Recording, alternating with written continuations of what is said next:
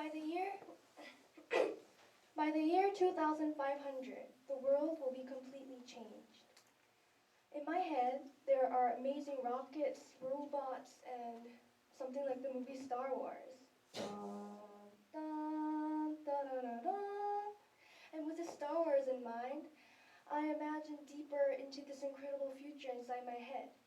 Then, I start to wonder what these future people will be eating by then. I begin to picture a panorama inside my head. Pizza, steak.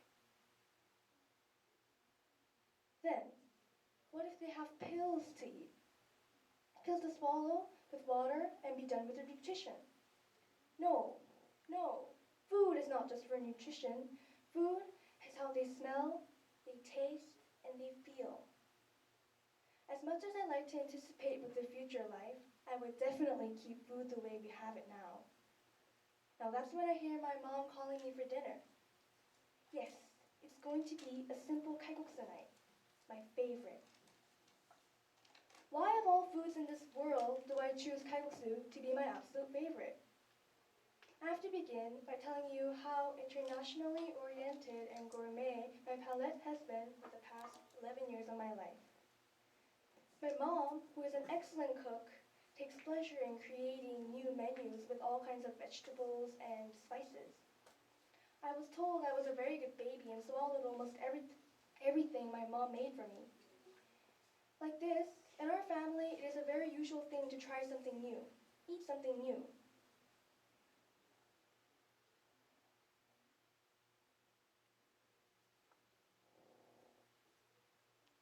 But I don't think this will be allowed in many families. Some of my friends would always order their usual menus at their usual restaurants. Anyways, as you may assume from my American accent by now, even though I may look 100% Korean and Asian, I did live in Minnesota for a few years.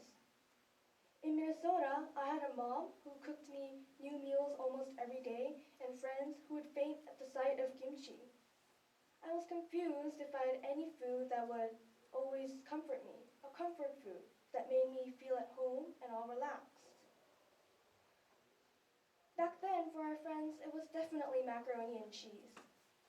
Macaroni and cheese, I liked it too, but it wasn't quite the it food for me. I have a memory in a warm and breezy day in June.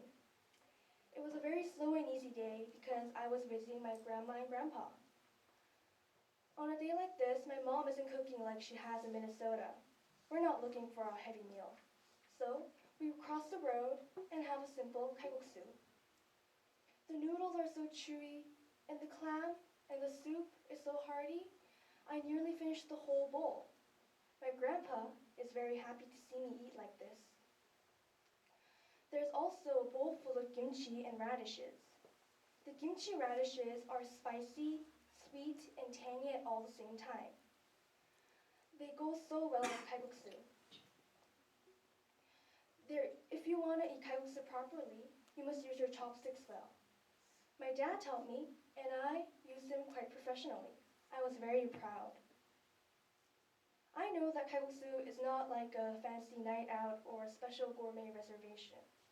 I'm not saying I don't like those nights, because I do like those restaurants with famous chefs and dishes. They are tasty. But kalguksu is a dish that says home for me, a dish that brings me home. Now that I'm back in my hometown Korea, maybe I should be homesick about Minnesota. Sometimes I do miss those dishes like they used to make because they made it right just the way they should be. So for me, food is about memories. They bring you back in time when you had them with your loved ones.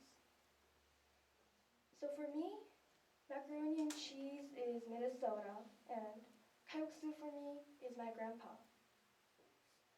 Because of the many hearty mealtimes we shared together. He's not with us anymore. I miss you, Grandpa. Eating kalguksu reminds me of you.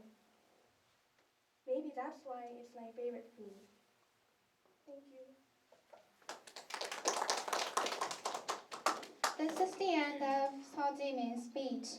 Judges can ask the questions to the speaker. So, if your mom makes the best kalguksu, who makes the second best kalguksu, and what makes it different? I think the store people make it second best because they have some kind of special spice in it that makes it different. Great, thank you. Okay. Another questions? No? Yeah, okay. Judges may have 1 minute to make an evaluation.